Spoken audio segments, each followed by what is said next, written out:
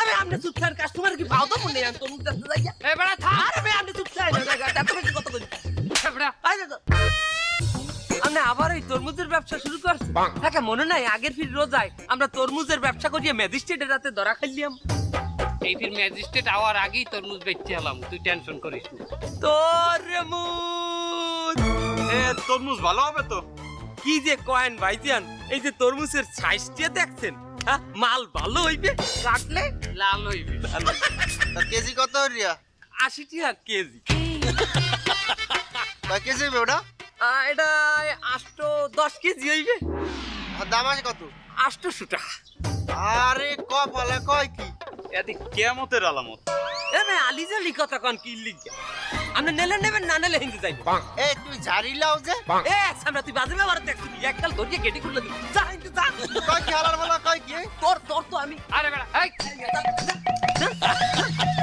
বেড়া কি তরমুজ নিতে আইছি। থাম। আরে আপনি চুপ থাকেন, কাস্টমার কি পাও তো মনে আন তরমুজ দেখতে যাই। এই বেড়া থাম। আরে ভাই আপনি চুপ থাকেন, এত বেশি কথা কই। এই বেড়া আই দেখো আপনি মারলেন কে? বেড়া কাস্টমারের লগে খারাপ ব্যবহার করো কে? আয় খারাপ ব্যবহার করছি। ভাই এই বেল কত করে? 300 টাকা কেজি। ভাই বেল তো পিস হিসেবে বিক্রি হয়। এই লোক মনে হয় 80 সালে গনে উঠতে আইছে। হ্যাঁ টাইম টেরিবল করছে উনি। টাইম তেরা বল। হ্যাঁ তেরা বল। এমে এ বেল এখন কেজি হিসাবে। হ্যাঁ। এটা 2024 সাল।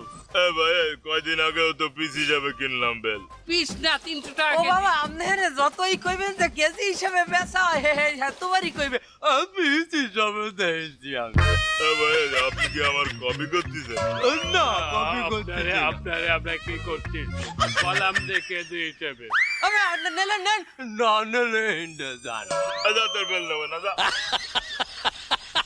বেল নেবে না হে এনে খারাইছে কি তুমি মামু? আইবিনে তুই গেটিগুলো তা দেখি। কি আর মই আমাকে দোকানের সামনে বিলগুলো একটা কাস্টমার গেল আমাকে কিছু হইবে। এই,